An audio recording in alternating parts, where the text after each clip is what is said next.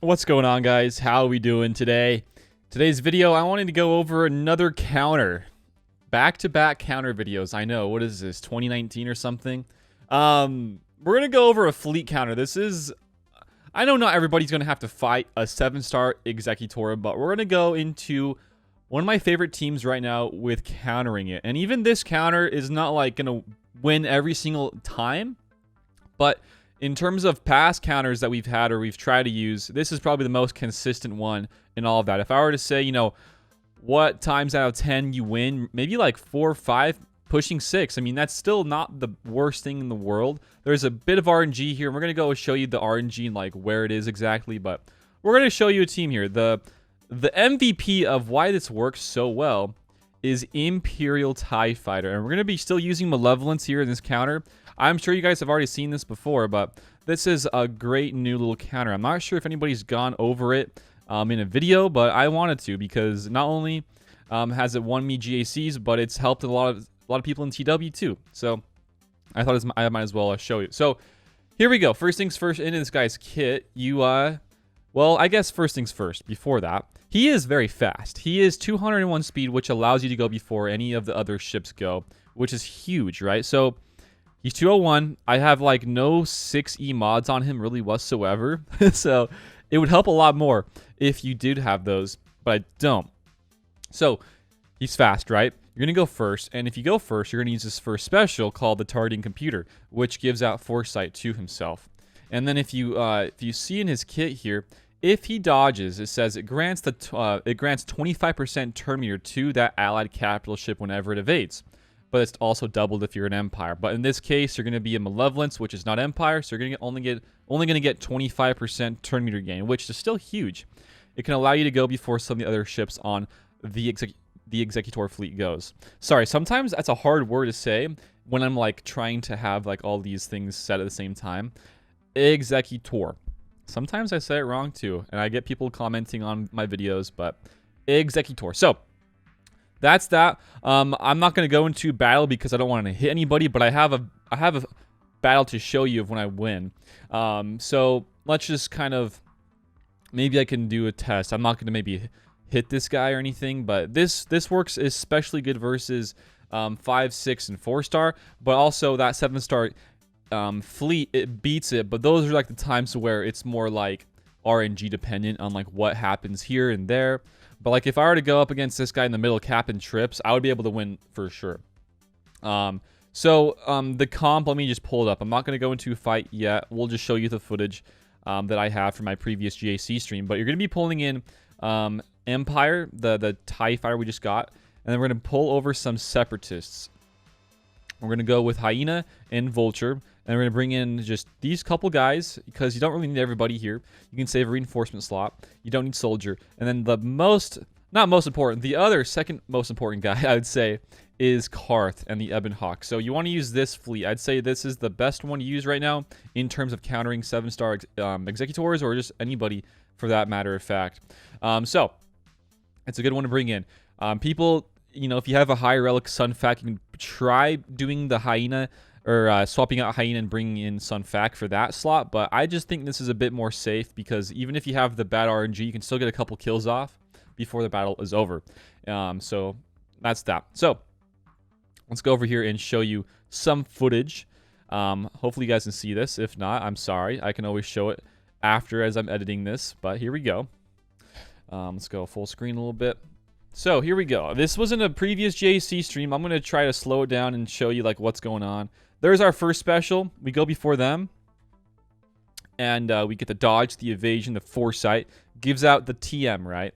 So even if we do dodge, our ship, our capital ship, is not as fast to go before their Executor goes, which is a bit of a bummer. But in some cases, it's okay because the next part here is where it's kind of nice to have them go first to waste their first AoE mass assist.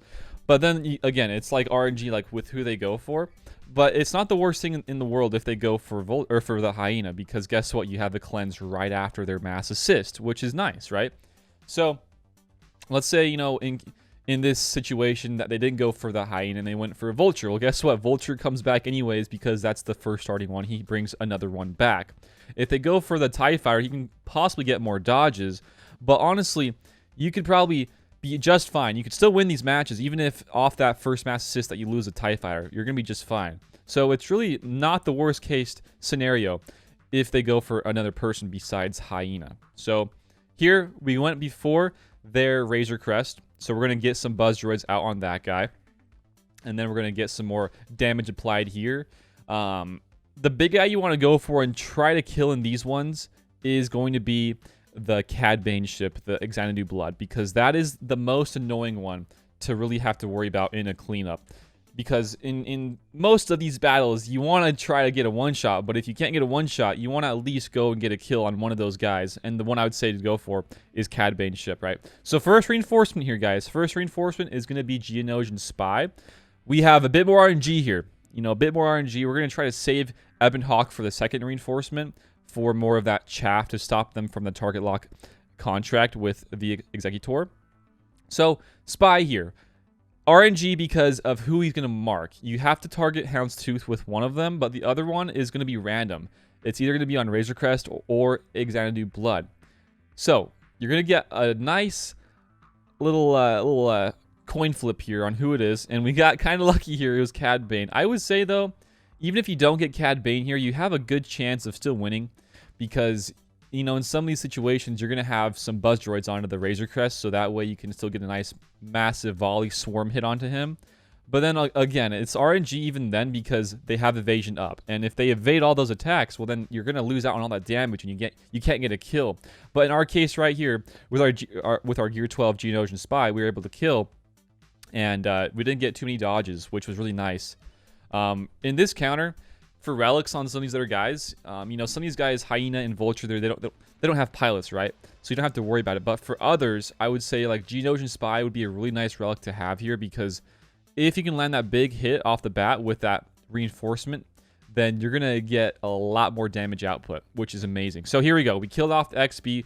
Second reinforcement time, we're going to bring in our Ebon Hawk.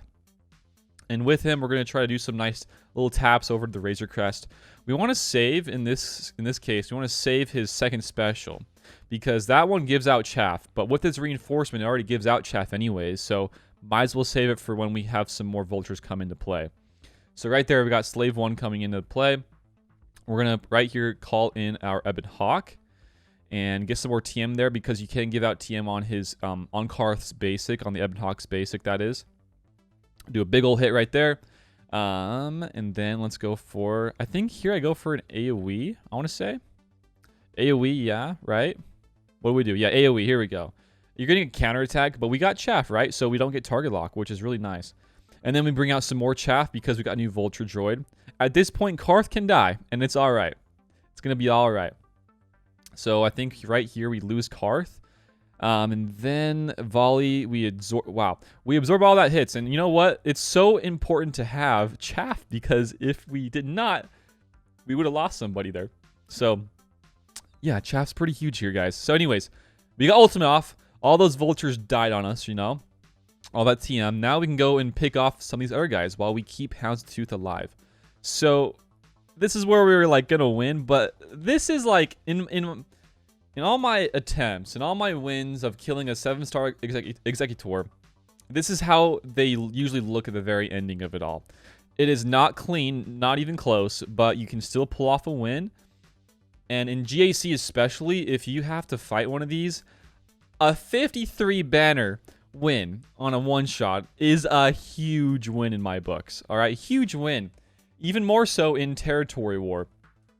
But like, for me right now, let's go back into the game because in some of these different GAC matchups, like some of these people have 7-star Executors while I have a 5-star, and they set theirs on defense. And if I can pull off a one-shot on their fleet while I set my own, I pretty much win the entire round as is. So, but let's actually maybe show off one counter here versus a non-7-star. This is a 6-star version that we're going to go not fully kill because I don't want to hit this guy, but we're going to just show it, you know, live. We might lose, we might win, but, you know, like I said, if you can get some kills off on either Razor Crest or especially an Executor Blood, then I would say that's a big win because that cleanup's going to be a lot easier. So first hit, we want to give that to Bosk. We don't want anybody else to give out Bosk's TM and taunt early on.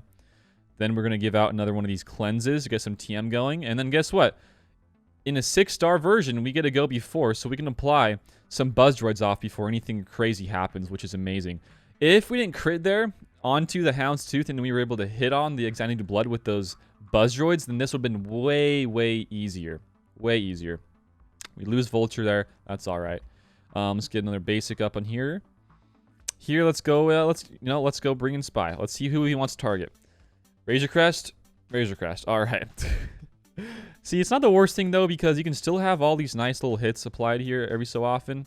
He's going to die here soon, I would say, unless IG2K comes into play and one-shots my dude. That's not fun. But look, Razor Crest is dead, and we want to still focus down, if we can, Executor Blood, but he's in stealth, right? AoE, this is kind of where, at this point in the battle, if you don't get that mark onto XB, then you're going to have to really rely on your Vulture Droids dying, so that way you can get to more reinforcements and getting closer to your ultimate. Because if that doesn't happen, there's a lot more damage output these guys can do to you because of Executor Blood's unique with the breaches. That's one of the scariest things about this comp is XB. That's why he's very deadly here. All right, basic up onto him. He's about dead. He's on the yellow. Close. He's close for sure. Okay, they're going for Vultures. That's okay. And then now we are 1 turn off of our ultimate. Let's do that. We get some more TM if we get crits, which is amazing. Now, you know what? Let's go for some chaff. And then maybe actually, let's just save that big hit. Save it for later once we get our ultimate off. Slave 1's called in. He can apply some breaches, I think. Maybe not. Without Razor Crest, I don't think. But I mean, look at this, guys. Look at this. It's a 6-star. I mean, it's not as clean as our last one we just showed, but like, it still is gonna give us either a win or close to a win. And you know, as sad as it is for me to say, it is just how these kind of roll. It's just how these kind of roll, man. Because as much as I would like to say that this is gonna be winning every single time, I mean, I would say it can versus non-7 stars, but versus 7 stars, it is just not in your cards to win every single time. As much as I would like to say you can win every single time, you just can't. It's just how the game is with ships at the moment. We got that kill right there. And you know what? Look at this. We're going to get stun here on Cad Bane, and we're going to win. So, like, even here, not the best banners, right? But we can still win. And I would say in GAC, this is amazing. So, guys, there it is. So, for gear, I really just have gear 12 on all my my Geonosians. You know, you have 2 non-pilot ships here, Hyena and Vulture. We already saw my TIE Fighter. He was Relic 5 based off of those requirements for the GLs. I would say if you want to make this any easier on yourself for Spy, get him some gear 13 if you want. Some 60 mods do a lot of good things here. They go a long ways. Same thing with the TIE Fighter. But in terms of like Grievous and Malevolence, I don't think it does really any good here. It doesn't really help you in any way if you have him with Relic 8 or even more 60 mods, in my opinion.